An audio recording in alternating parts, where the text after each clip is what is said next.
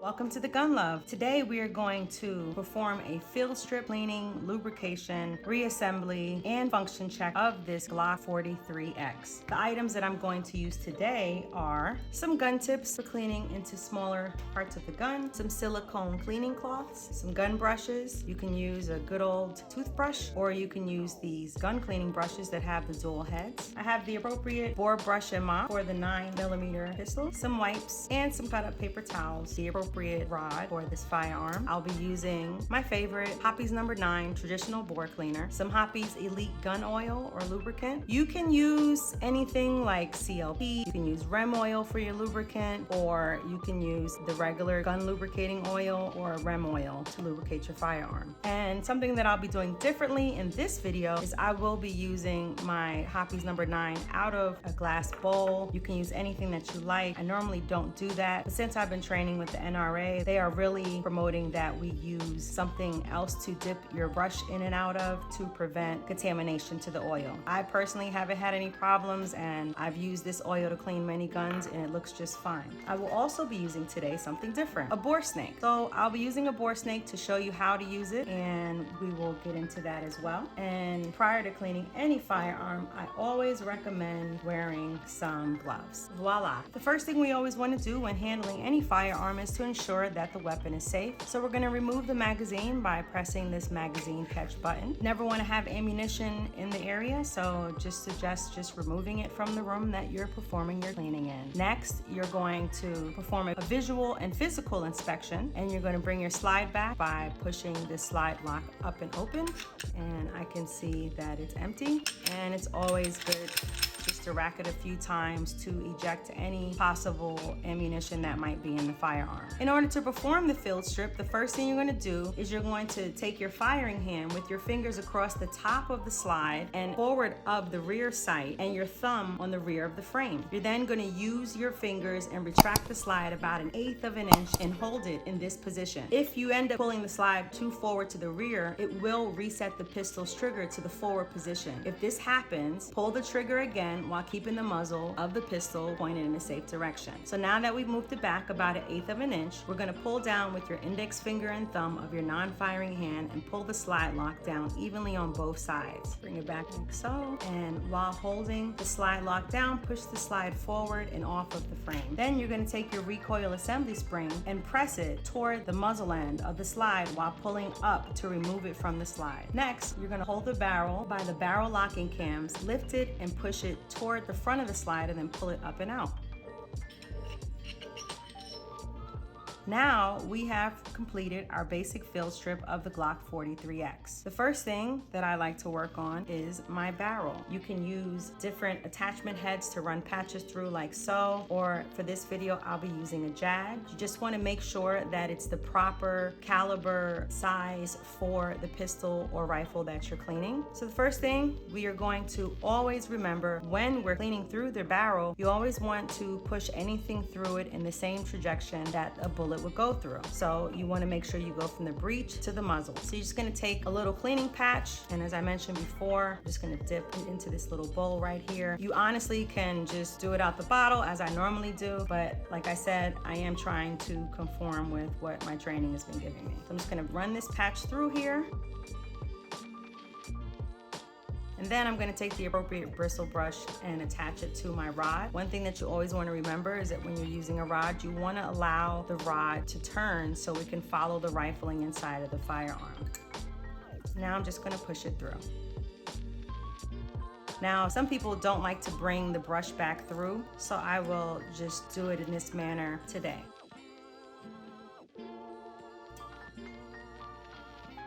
Now that it's sitting in there, I'm actually going to just dip my brush, and I'm going to clean the external parts of the barrel and allow the inside to soak, because this firearm has been shot a lot lately. And now I'm just going to allow that to sit and marinate while we move on to the other parts of the firearm. Grab our spring, and I'm just going to take a light patch and wipe it around. Now this recoil spring does not separate, so I'm just going to clean through it.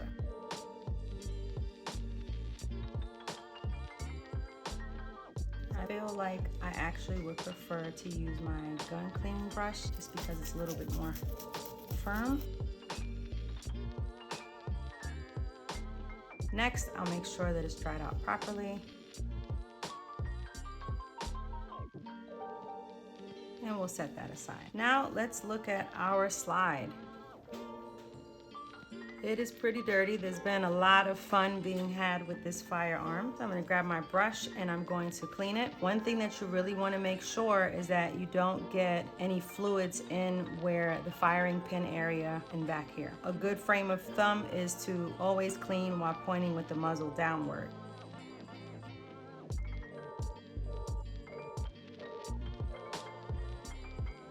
And really, even if you clean it like this, just want to make sure when you're going in to clean the breech face and the extractor claw, it is pointing downward to prevent that fluid from going in there.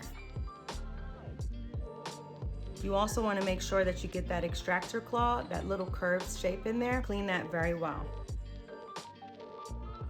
And that's why these gun cleaning brushes are good, because they have these dual heads. You can get into those smaller areas.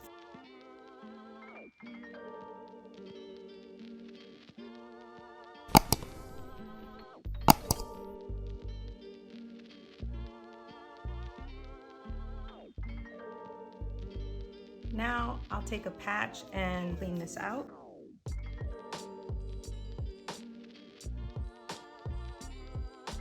And this is where I like to use gun tips. You can use a Q-tip as well.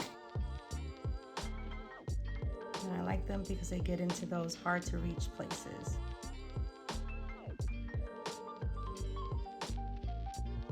And just because there's a little bit more dirt than I like to see when I do a full cleaning, I'm going to touch it over just one more time.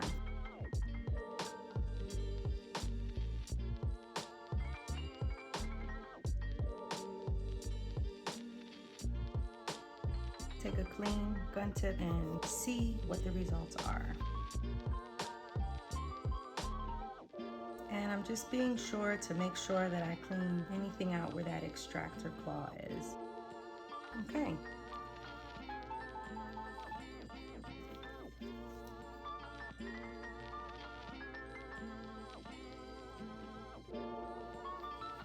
That is good for me. And you can use, a cut up t-shirt or another type of cloth, but just try to make sure you're not using something that's gonna put more lint back into the firearm. Now let's do our frame. So I'll grab my brush, dip it in some cleaner, and I'll go to work.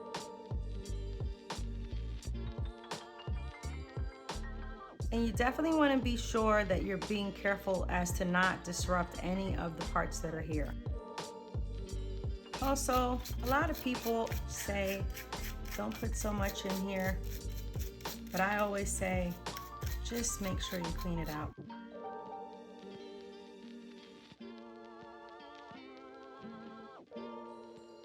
I'm gonna get in my mag well.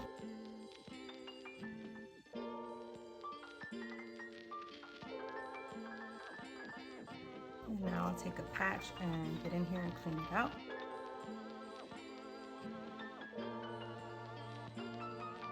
And you definitely want to make sure you get this mag weld back dry.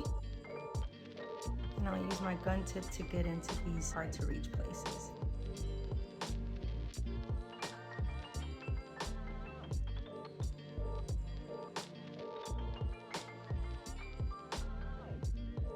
Now grab a clean patch and go in here and see how that comes out.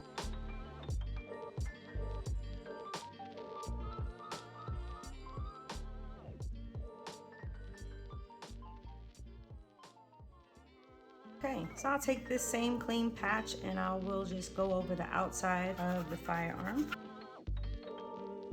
Definitely want to get any of these exposed surfaces.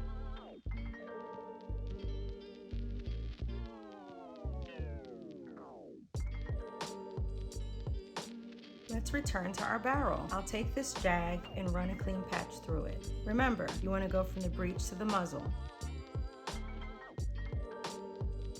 And it was dirty.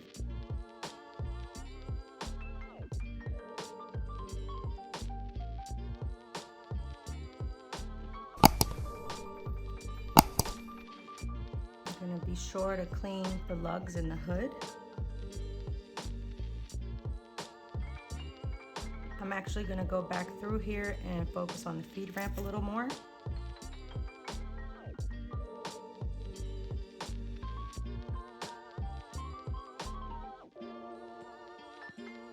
Now I'm going to run another patch through.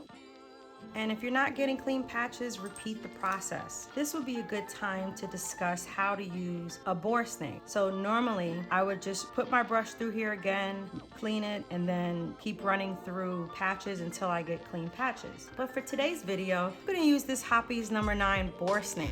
And as you can see, it's in the proper caliber for the 9mm. And you can use, you know, a ripcord through Otis. This ripcord has a T-handle in it, and it's still for a 9mm pistol. You can also get the Hoppe's number 9 bore snakes now with the T-handle. I don't have one, but let's talk about a bore snake. So if you're gonna clean your firearm, a great tool to use is a bore snake, especially if you're on the range or you're outside and you just want to make sure that your barrel is clean. You can actually use a ripcord with or without lubricant. You have this weighted brass part right here, and this is the part that you place through the barrel, and then that's the part you'll be pulling out. And right here are some bristles. These are bronze bristles, the same ones that we use with the cleaning rod, but they're built into the ripcord. Then you have the rest of this part, like the snake part on here. What Hoppe's recommends is to put some lubricant just before the bristles. But in reality, you can actually just put some lubricant right onto the bristles, which is what I'm gonna do. And Hoppe's actually also recommends putting your lubricant, like your lubricating oil, towards the back end of the bristle.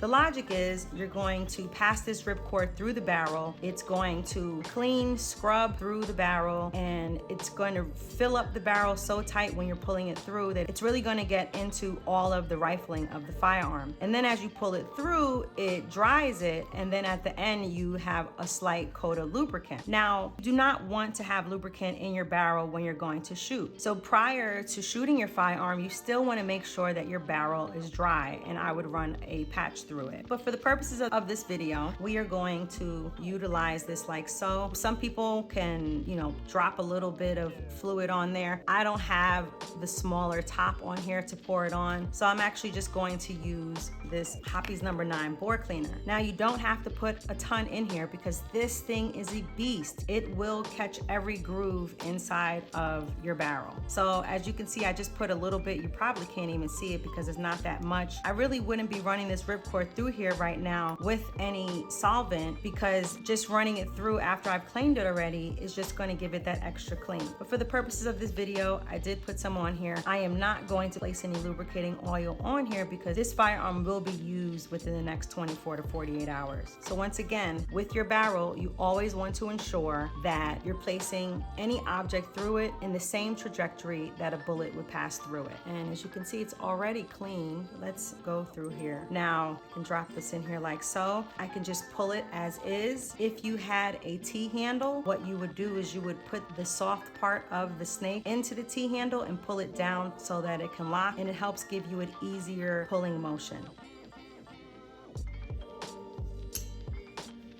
So now I'm going to pull it through,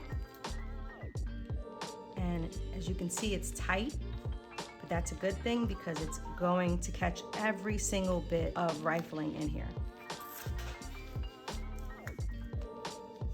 And technically, that's all you need to do in order to clean your barrel. And as you can see, it does give it a nice, clean, glistening shine. And one of the added benefits to using one of these bore snakes is that you're not gonna have any lint or anything in there.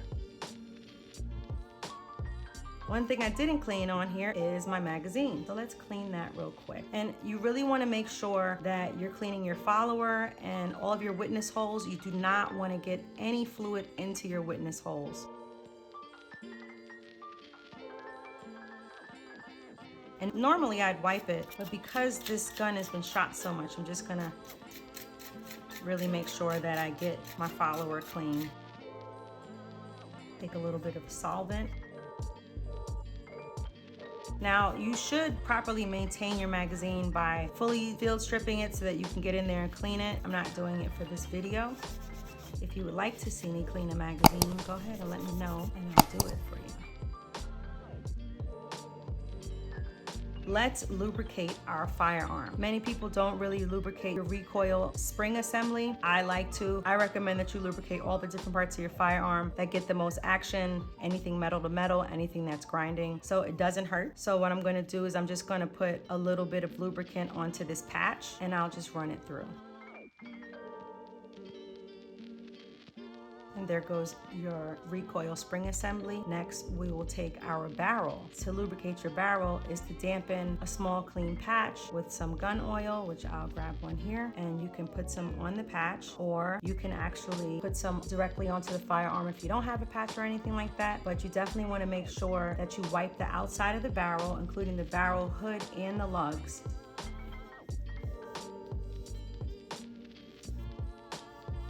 And I'm going to place a drop of oil on the barrel hood and the lugs. These are your lugs right here.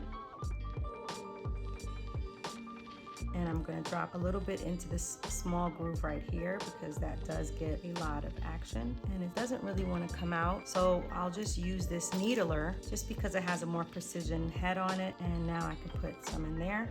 And then you also want to make sure you put some in the slide of the ejection port where the barrel hood rubs against the slide. This is this part right here. And you definitely want to make sure you don't have a bunch of lubricant on your gun. A good frame of reference is that you should be able to see the sheen, but the oil should not respond to gravity. So for your frame, I like to lubricate this part right here where the end of the trigger bar touches the connector in the right rear of the frame. So then you're going to place a drop on each slide rail cut, these parts right here. So anything metal to metal.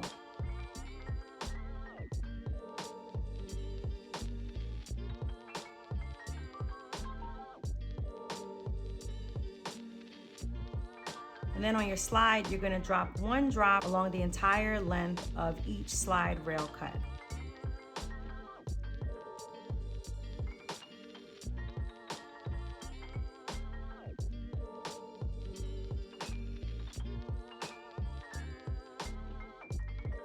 So it looks like it's going down. I actually like using this for my slide because that one drop is enough for the whole thing, whereas that needler was applying just a very small amount. But I don't know if you can see it, but it should be going downward. You should be able to see where it's sliding down the slide rail cut. And if you're a little impatient, you can always take a Q-tip and, help guide it down there. Mine is doing just fine. So now that we have completed our lubrication of the firearm, you always want to just perform that external inspection. Make sure you check your frame for any visible dirt, corrosion, or visible damage. You also want to pay attention to your sights and your trigger area and your slide stop lever and your magazine catch. As far as your barrel is concerned, you're always going to want to make sure your barrel is free of any dirt, bulges, cracks, or obstructions. And while we're here, let's perform a firing pin safety test. So what you're going to do is you're going to hold the slide and pull the lug of the firing pin. So this is your firing pin area right here. And then you're going to hold it all the way to the rear. Now I'm going to push this firing pin forward with moderate force, and it shouldn't move. It shouldn't come back out, and it's not coming back out. So that part is good. Now for the firing pin, I'm going to hold the slide with the muzzle down, and then I'm going to press the firing pin safety in. This little silver piece is your firing pin safety. It should move downward and the tip of the firing pin should come back out. So I'm going to push it, holding it down. And I didn't touch anything, but as you can see, your firing pin should protrude from the breech face. If you have a brand new pistol, you might need to use a little bit more downward pressure just to get it out, but this isn't such a new gun. I have my firing pin out. You're gonna hold the slide and pull the lug of the firing pin all the way to the rear and ease it back. So as you can see, my firing pin is exposed right here. And when I pull it back, the firing pin safety should come up. Now, in order to check the firing pin channel, you want to hold down the firing pin safety, remember this little silver part, with your finger and vigorously shake from side to side. And then you should hear the firing pin moving freely in the channel. So I'm going to hold this down. And it goes down and it comes back, right? I don't know, can you hear it? When it comes to your extractor, that little tiny claw,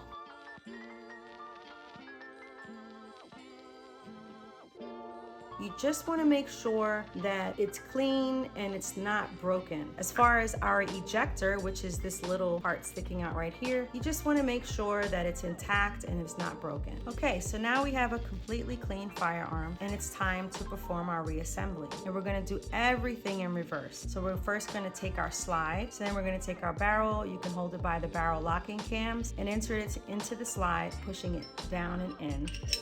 Then for your recoil spring assembly, you're going to make sure you place the small part of the recoil spring towards the muzzle. This is the side that has a little rubber piece. This metal side is going to go up against the locking cam. I'm going to take this like so, and I put it in there, but you also really want to make sure that it's all the way in and that it's flush with the slide. If it's on the top notch, it will pop back out and your gun will not reassemble correctly. Then you're going to grab the frame with your firing hand and your finger off the trigger and outside of the trigger guard and place the slide on top of the frame. So you're going to take these two little grooves and you're going to line them up with the rails, and then you're going to bring it backward until the slide locks back onto the frame and push it forward to make sure that it snaps up into the proper position. After you've reassembled your Glock, you're going to want to make sure that you inspect to see that it's working properly. So we're going to perform a trigger safety test. So once again, we know this gun is clean, but we're always going to think about safety first. So we're going to make sure that your firearm is unloaded, and we're just going to perform a visual and a physical inspection. Then you'll cycle the slide to reset the trigger to the forward position. And with the muzzle of your gun pointed in a safe direction, grasp the sides of the trigger. So as you can see, you have this little part, the safety part right here. You don't want to grasp that. You want to grasp the sides of it. And now I'm going to try to pull the trigger, but it's not going to fire. The trigger safety should prevent rearward movement of the trigger, and the pistol should not dry fire. Now, for the trigger reset test, with the muzzle of your firearm pointed in a safe direction, you're going to pull the trigger and hold the trigger to the rear. You should hear and feel the firing pin release. While continuing to hold the trigger, you're going to pull the slide to the rear and release, allowing it to snap forward. Once you release the trigger, it should reset to the forward position. So I'm going to pull the trigger, hold the trigger. Now I'm going to release it and allow it to snap forward. Now the trigger is in the forward position. So if I pull the trigger again, and now I know that the firearm is safe. The last thing you want to check is to make sure that your slide lock opens. So you're going to take an empty magazine and place it into your pistol. Put it fully inside, and then you're going to bring your slide back and lock it up right here with your slide lock, and the slide should lock open. And you want to repeat this slide lock open test with each of your empty magazines. You can clean any of your Glocks the same way. My goal is to actually get as many Glocks on here just so that you can see your particular firearm being cleaned, but you can use this. So there you have it. We have fully field stripped, disassembled, cleaned the traditional way, and utilized a bore snake today, lubricated, reassembled, performed the function check of this Glock 43X. If you like this video, please click like, click subscribe, share, tune in, turn those notifications on. If you want to see another firearm cleaned, please go down in the comments and let me know. If you like this gun, or you don't like this gun, or you've had any issues with it, please go down in the comments and share for our community to learn. Once again, I thank you so much for coming and watching my videos, and I look forward to seeing you on the next video.